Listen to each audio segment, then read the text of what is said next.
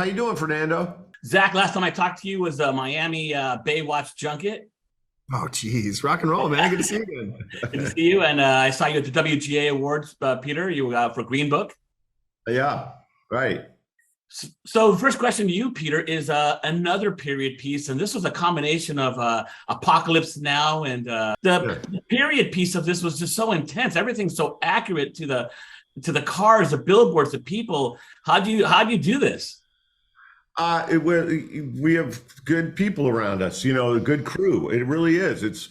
People are smart. I've got a production designer named Tim Galvin who pays attention to detail, crosses the T's, dots the I's, and first AD named JB Rogers.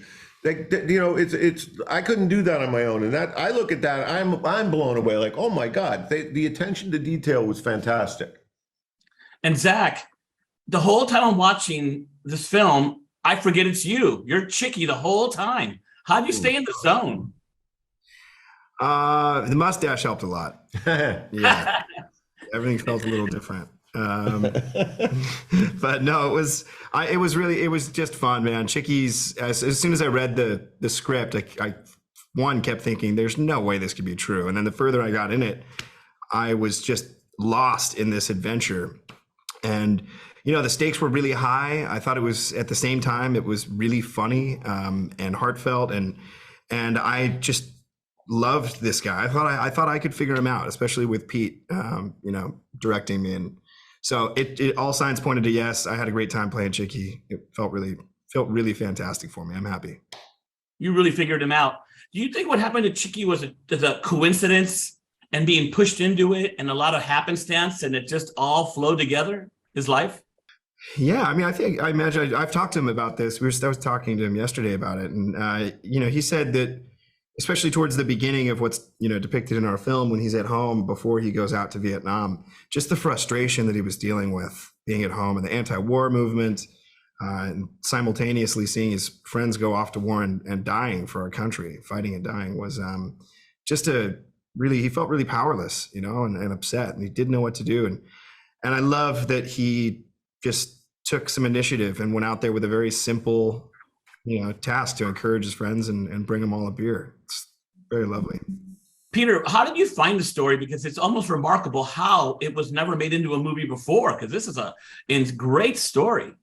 Yeah, well, a guy named Andrew Moscato made a 12-minute documentary on it about 5 or 6 years ago. It came to me about 4 or 5 years ago. And I saw it on YouTube. A friend of mine sent it to me. And as soon as I watched it, I was like, that's a home run. That's a movie. And it was actually the same way I felt when I heard this first story of Green Book. When somebody told me that story, I was like immediately taken by it. And yeah, you're right. It is surprising it didn't get made before, but I'm lucky I was one to make it. Last quick question for Peter. The cinematography of it and everything, and the look of it, was it shot on film, and what kind of cameras did you use? It looked different. It looked crisp. It looked a lot of intense color. So was something different other than Alexa's or Panavision, or I don't know what? No, it was not shot on film, but it was. I have a director of photography named Sean Porter, who's a superstar, and this guy is just incredible. He's a young guy. He did Green Book also, and he can make it. It just looked the way it should look, and I don't know how he does it, honestly. He's just incredible.